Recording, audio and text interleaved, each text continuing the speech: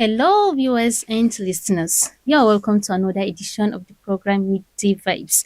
Coming your way from Caliphate TV on Star Times Channel 141 and Caliphate Radio transmitting on 91.9. I'm your host, Hajara Usman at Tajri.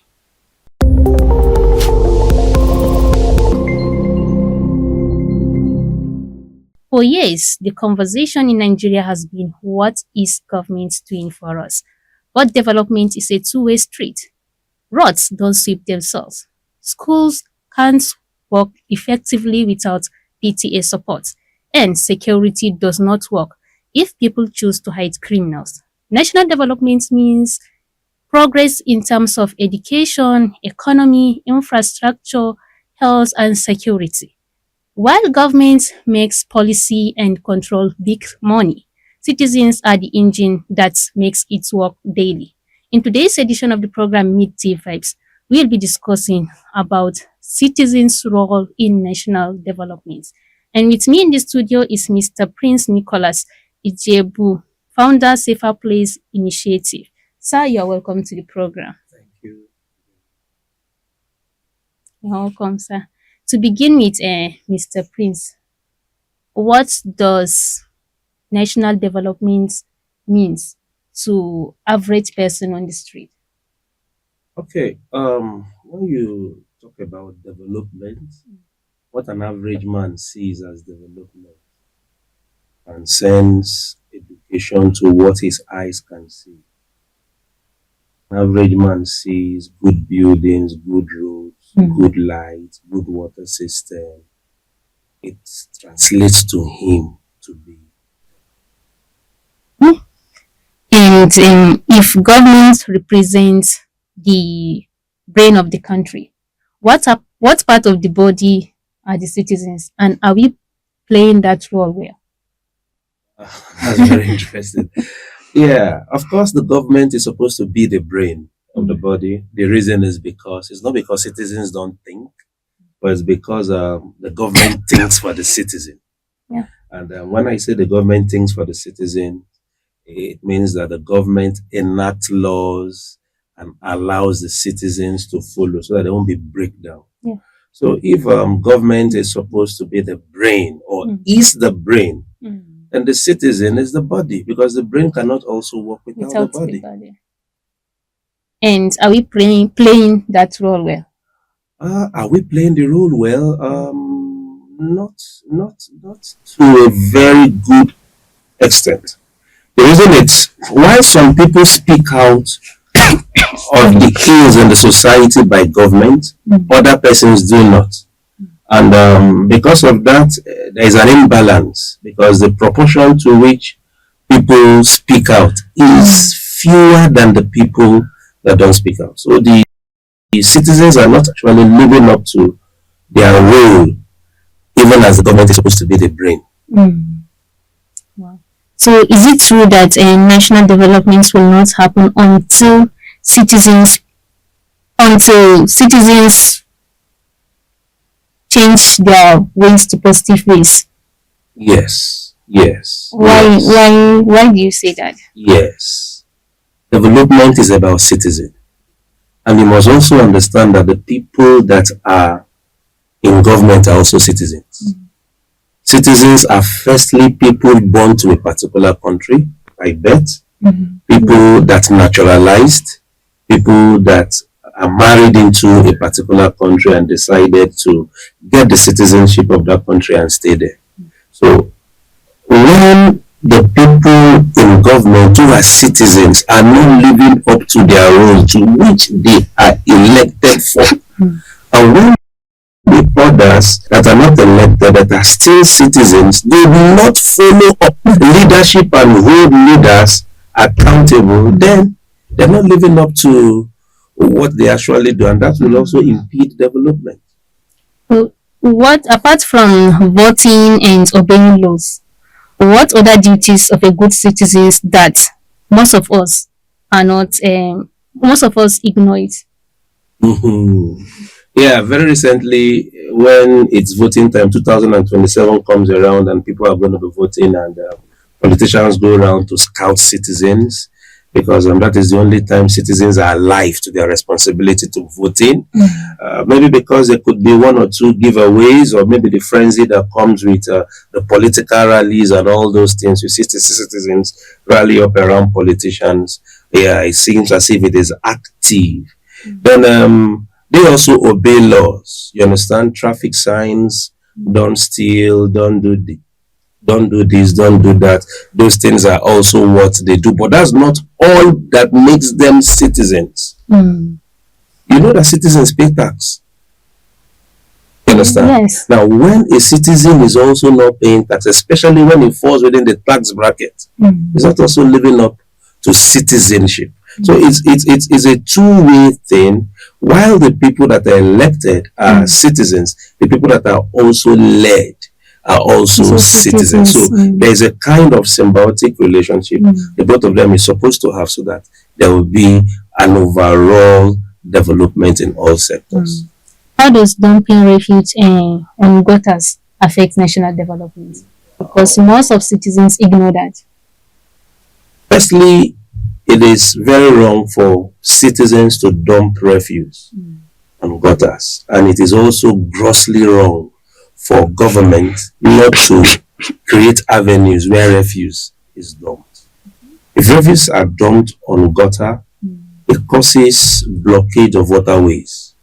By the time it causes that blockage of waterways, two things happens. Infrastructure wears out, there is contamination, mosquito breeds, the community is not looking healthy. So when citizens do not find where to drop their refuse and they go to gutters and ways to drop their refuse, then that is not citizenship. Now, you must understand that citizenship is not just being loyal to laws, but also play your own role to development. You may not be able to build a road, give borehole, do street lights, but when you don't dump refuse where it's not supposed to be, you're also playing your role, especially promoting the environmental status of that particular city you find yourself.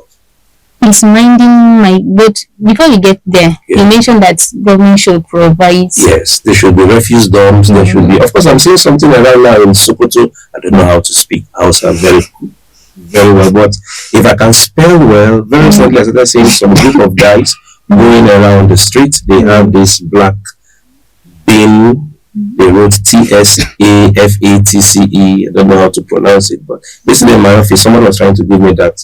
Safase or what, I don't know. Safse or yes, or Sefta, I don't know. But I think that's government effort in trying to make sure that the city is clean. But now, how does citizens reciprocate? You still find that even close to where these bins are, there are still refuse around it. Yes. So citizens are also to imbibe the culture of knowing that I shouldn't find a refuse around me. There are cities in this country, and I want to speak specifically of a city, Calabar. It's very difficult to find dirt in the park. The citizens know that dirt belongs to refuse bin, not on the street. So everybody is active. In the bus, if you eat gala and you have the sachet of gala, you don't throw it outside. Because it's strange. And people say, who is this one here? You see people carry their dirt, even if it's plastic water, they go to the next bin site and they drop it. That's also trying to be a good citizen. It's minding my business when I see crime, a good citizen trait or a dangerous one. Where should we draw the line? It's a two-way thing. As citizens, the police told us to report anything we see. Would you mind when you find yourself in crime scenes? There are people that have confessed to being in crime scene innocently, and they were taken as people that committed crime. Yeah. So where do we now draw the line between being in crime scene and reporting crime scenes? I think the social media has helped in making sure that people record crime scene even without being there. Yeah.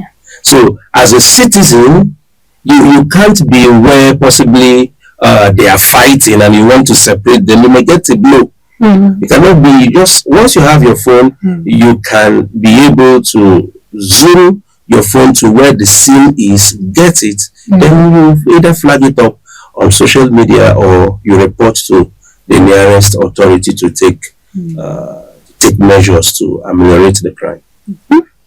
So can society or can a nation still develop when parents don't train their children, teachers don't teach values, and communities ignore some things?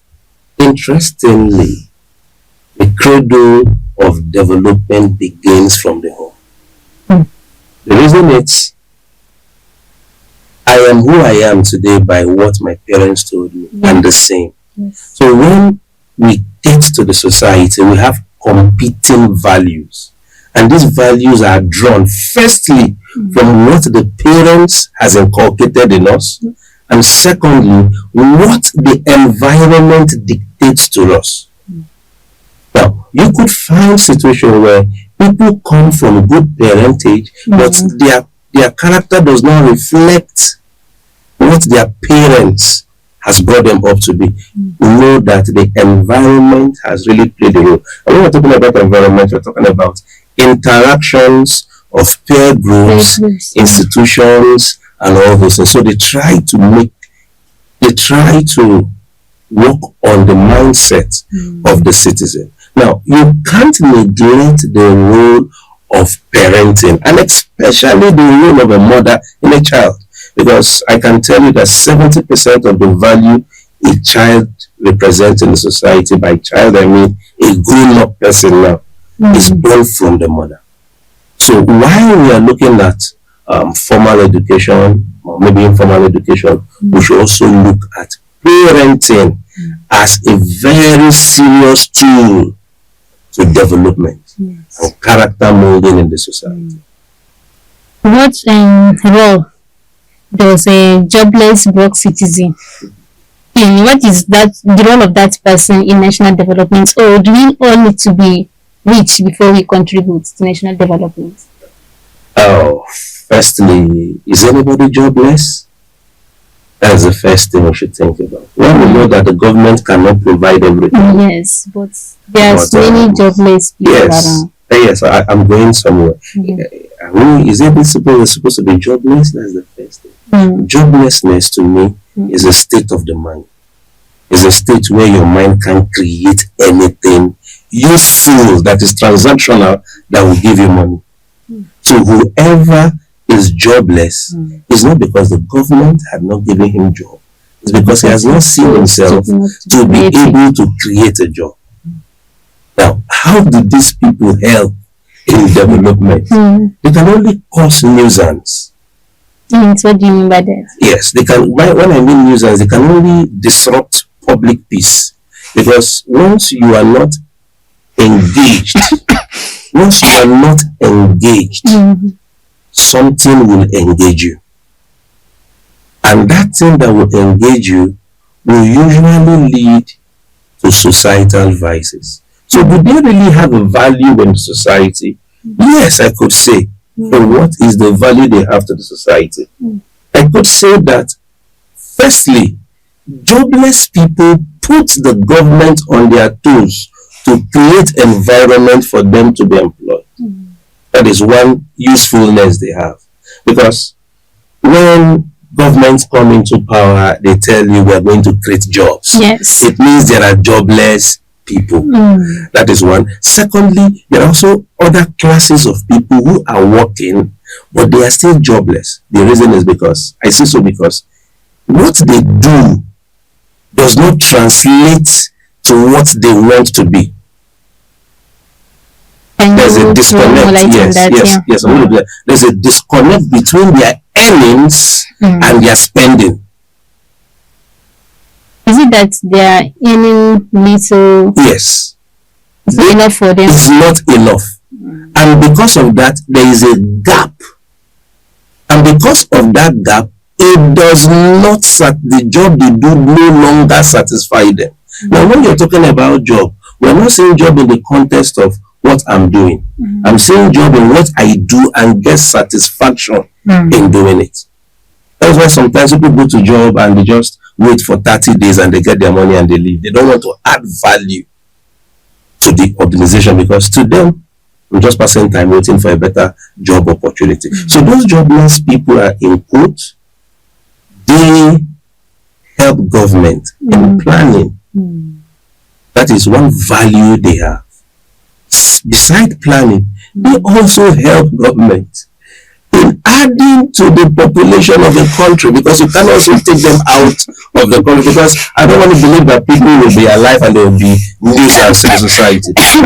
When we are counting the population of Nigeria, we also count the population of jobless persons in Nigeria. So it keeps the government on their toes to plan for them in their budget preparations. And beyond Twitter drags and protests, what other ways can citizens hold their government accountable? Of course, without violence and other things. Yes, citizens should be able to aggregate themselves into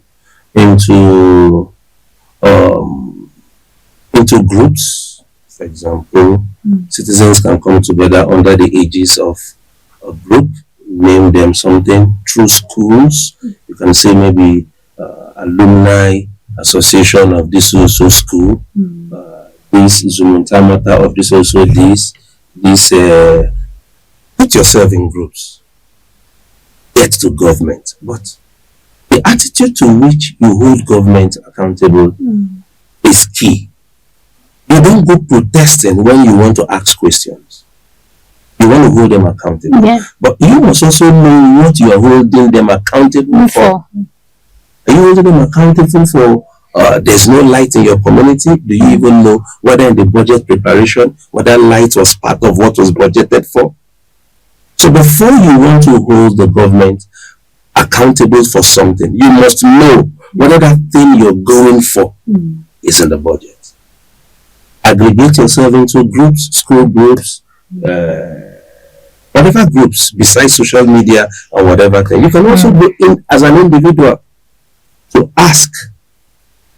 You go down to your local government, you go down to your state government if you have the opportunity to see who you want to say, sorry, this is who I am, this is who I am. I've been following this government and I am seeking clarifications on this.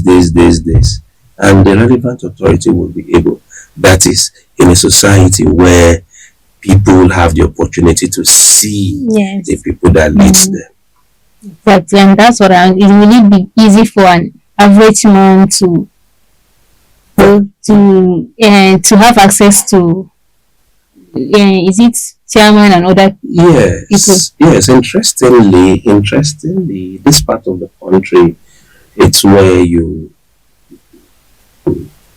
have an appointment with state chairman and see. Yes, I can tell you because I've been 1 or 2, 3 places around, and you'll be surprised that the first day I wanted to see the local government chairman, the same day I saw him and I sat down with him. But it's just that people in this side too do not also know. Where I come from, it's difficult for you to even ply their street. You drive around their street, there are securities that will flag you down. You can't do that. You understand? But this side of the country gives you the opportunity. Now, government is closer to the people here. You can imagine that your local government chairman in this place would only move around with maybe 1 or 2, 3, and his political associates. Whenever he's coming, they come around. But in the other side, when I'm talking about the other side, the east and the south, you can be surprised to know that they may not be political associates with you. But the routine of security men, there's this other guys apart from the security men, they call them bouncers, they have big chests. You understand? You wouldn't even go there. And very, very interestingly too, I found out that the local government and people in authorities here, you were very related. You could go to a wedding or a naming or whatever, and you see them there seated down with you. So it's really very easy to get them. But the issue is not getting them. The issue is getting their attention for what you want. Okay, viewers and listeners, it's still your show, Midday Vibes, coming your way from Caliphate TV on Star Times Channel 141 and Caliphate Radio transmitting on 91.9. We will take a short break and we will be right back. Please stay with us.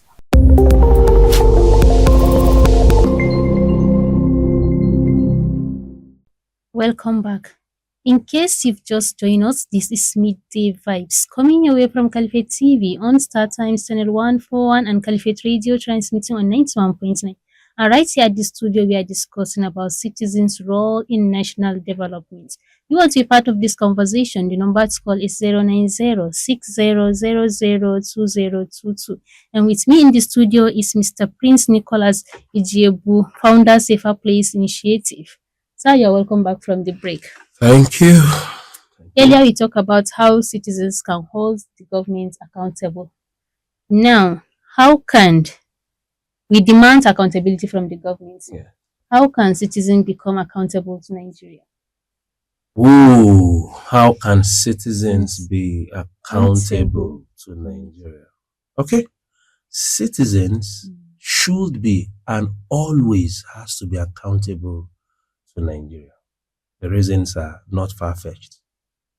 Firstly, the government has been able to provide an enabling environment for citizens to thrive. That is one. Now, what is those enabling environments? It differs from state to state and from region to region. But accountability of citizens to government is when citizens play their role. And what is the role? We had talked before now that they must be able to come out to vote. They must be able to exercise and understand what their fundamental rights are. They must also be able to pay their taxes. Yes. When they do this, they are accountable to government. And when they subject themselves to the laws of the land, that is accountability. Now, you must not also involve yourself in crime as a citizen. You must not also involve yourself in crime. But now, it's very strange how crimes are committed in our society. Some people feel until you go to maybe kill a person or steal from a person, you've committed crime. When you don't obey simple traffic rules, it's a crime. It's a crime. When you're not supposed to drive without a driver's license, it's a crime. You understand? When you are meant to write an exam and you're employing a mercenary to write your exam, it's a crime. Citizens don't do that. That is how citizens can be accountable. Because the government has invested so much in you and you have to live a good life as citizens. So whenever you find yourself in crime, then you're on your own. You're no longer accountable to the government. So what the government does in this is to bring you back in check because you're accountable to them. That is why when you commit crime, they bring you, say you're a citizen, you've committed this crime, you're accountable to us. That is why we're punishing you, and that's why we're taking you back to the society. Young people say like the country has failed them, Nigeria has failed us, our leaders has failed us. At what point should the youth stop blaming and start building? I think from the point they have noticed the failures. Of course, the government cannot give you everything. Even in our family, let's just say government down to our family. I don't think my father gave me everything I wanted, when I wanted, how I wanted. And that is what government and society is. It doesn't give you what you want, when you want, and how you want. But when there is life given to you by divine, I mean divine God, and you are in a society, the society has its advantages. So from the point you feel the society is failing you, that is the point you should begin thinking for yourself And usually, the point of dissatisfaction is usually the point that gives you satisfaction if you go forward. If, for example, you feel that the government has not provided you a job and you're waiting for a job, and in your account you have just 120,000 naira, there are some people that are looking for 20,000 naira to create job for Yes. themselves. You understand? So citizens should know that the government cannot give them everything they want, but they can be what they want to be. In the society, I've heard stories of people that started little, even without government intervention. And yet, as it is now, the government seeks intervention from them. Wow. Yes. I That's want to believe interesting. that the man they call Dangote could be who he is today, but this is not how he started. But today, there are major policies that drives the economy that cannot be done without consulting him. The reason is because he saw a point of dissatisfaction. He entered into it. Remember when we were talking about producing locally? It was a societal problem, but it was a challenge for him. Yes. We want to discourage importation of refined crude products. We stopped subsidy so that we can do that. But he saw it as an opportunity. And today, he's one of the major suppliers of oil in the society. So my encouragement to citizens is, at that point you feel government is failing, that is the point you need to step up. So if every Nigerian can do just one good thing for Nigeria every day, and it can help Nigeria develop, what should that one thing be? Should be love. Yeah. Firstly, you must love your country. You see, I don't just want to talk. I have seen many people want to travel out of this country, and I think I have not thought about it for once. Not because if I think about it, I wouldn't do it. It's because personally I have a genuine love for Nigeria. And anytime the national anthem is sung, I cry. I don't like being there because the words of those national anthem, it provokes more love from me, especially the angle that reads, that's the former national anthem, sorry. The labor of our heroes past shall not be in vain. So I begin to see the struggle of putting out a country, how our young heroes fought to put a country, and we see what our present leaders are doing with the country. Now, some people will tell you, I pray Nigeria doesn't happen to you, because they have lost hope in Nigeria. When government are supposed to do what they are supposed to do, and they are not doing it. People are dying in drones. People can't ply the road. Hospitals are not adequate to seek health. And yet you have citizens. Why I talk about love is it transcends the country. Why you love your country, you love the other man that is around you that may not have anything. There are people that don't have anything. I tell you, there are people that don't have anything. When you show them love, they feel the country.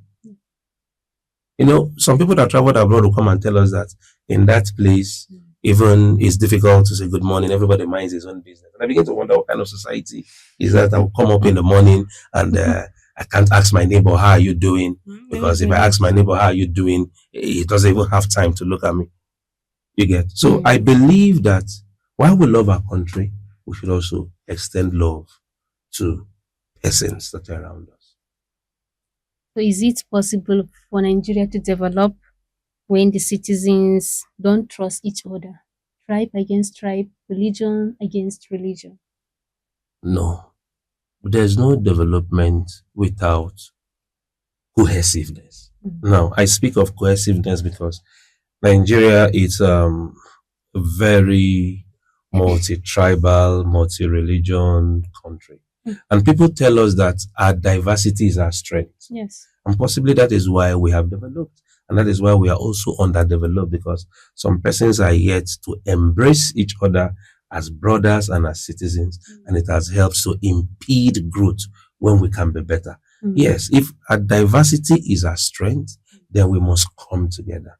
We must be able to see that an Igbo man can come to this place and do his investment. An Hausa man can go to this place, a Yoruba man and a Shekiri man. When we integrate and mix up and our wealth spread across our regions, yes, there's a high possibility that development can even be much better than it is today. What's the difference between patriotism and blind support for the government? And can someone criticize the government and still be a good citizen? Patriotism and Blind following blindly. Can someone following blindly be seen to be patriotic? When government wants to hold us accountable, we should also hold the government accountable. And that is patriotism. Patriotism is having, in this context, is having a stake and everybody is working towards it. Patriotism is, you are doing this, it is not good, and you don't do it. That is government to citizens. And citizens to government is, you're leading us this way, and we don't like it, and government has to stop. And that is patriotism. It goes beyond, in my definition this afternoon, it goes beyond obedience to law. It goes beyond standing when the national anthem is being sung. It goes beyond your governor is passing just standard is. You see these things as patriotism. No, patriotism is knowing that Nigeria is a project, citizens are committed to it, as well as government is committed to it, and everybody is playing their own role. So blind followership is not patriotism. It makes citizens gullible, and it makes leaders give citizens whatever they want, not what the citizens want. Yeah. So what's one thing an unemployed youth in Sokoto can do today that count as national development and no money needed? When people want to work without money, yes. One thing we can do to contribute to national development without money needed is maybe one of the things your organization does. This is Caliphate Radio, right? Now, one of the things you're doing, even without money, is sensitizing people. Knowledge is power. You get what I'm saying? Knowledge is power. When people tune in to your radio station and your TV station and they get quality information that translates or transforms their life, is development. Remember, buildings don't develop themselves. It is humans that develop building. You understand? So what we can do in Sokoto, and don't get paid for it, is development. And how do we develop? We keep talking. And what are we talking? Positive things about our government, positive things about the nation, positive things about our churches and mosques, our worship centers, positive things about people. That is how to develop without getting paid for it. Yeah. So if every Nigerian youth listening to us right now does what you ask him to do after this, exactly what you tell him to do after this show, what will that thing be? Okay, let me get you again, sorry. If ever Nigerian listening to us does exactly what you tell him or tell him or her to do exactly after this show, what could that one thing be? Let me get, if every citizen that listens to us does what we tell them to do. What if you have any message that you want. Okay, what I want to tell them. Okay, what they want to do. Yes. If they will do it. Yes. As you said. Yes. What will that one thing be? Well, I'm going to tell them to first of all love themselves.